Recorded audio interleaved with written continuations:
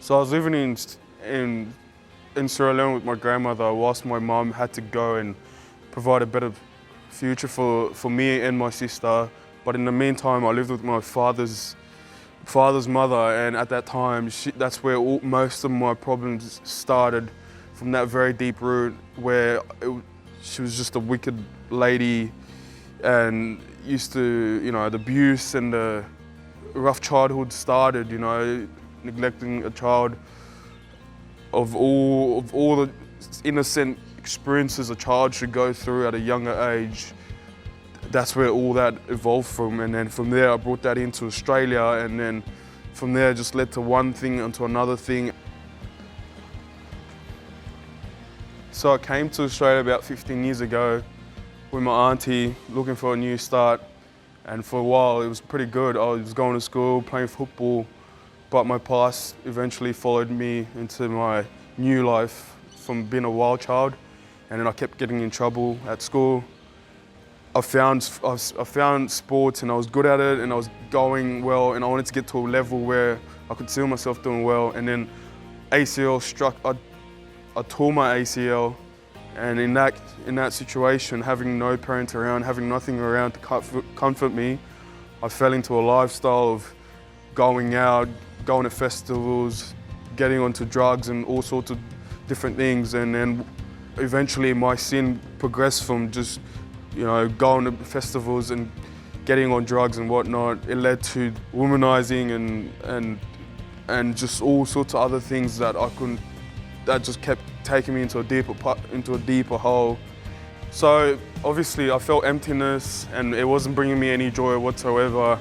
I felt more empty than some of the people I was womanizing with. I felt at one stage I was just so empty. Like at one stage I was becoming the people I was kind of sleeping around with. I was just becoming as shallow as them. So I was, making money. I was living my life, living my sinful life.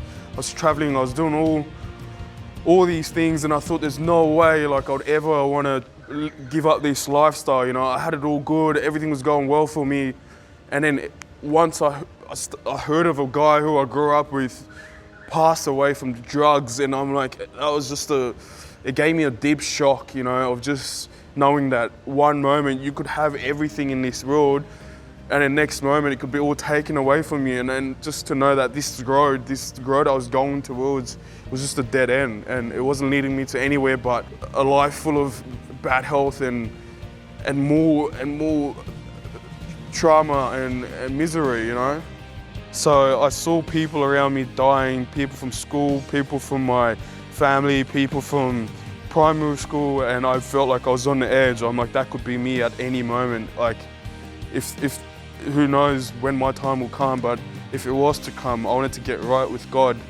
And then I was searching for an answer, and I said, yeah, I'll come to church, I'll go to church, look for a church, but I never made that commitment because I wasn't ready to give up my sinful life still.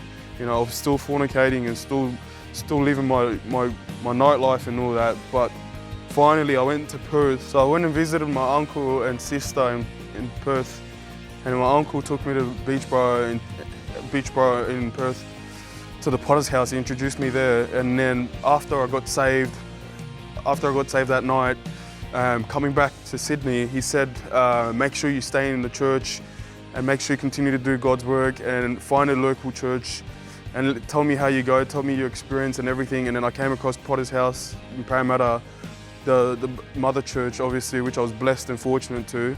And then from there I've just met incredible people who've put me on this journey of salvation and righteousness to leading me into God's plan. As a tradesman, my profession is an arborist by trade, and working at Blacktown City Council now, it allows me to enjoy my job again, and it allows me to be in my comfort. And God's been so good to me, opening doors and opportunities, and I've now got a clear vision of where I want to head to. I'm in church 3 or 4 times a week. I'm trying to get trying to be fruitful in His kingdom and get involved in the ministry. Thank you for listening to me tonight. If you're here tonight in this concert, make the altar call and live for God, because you honestly will not look back.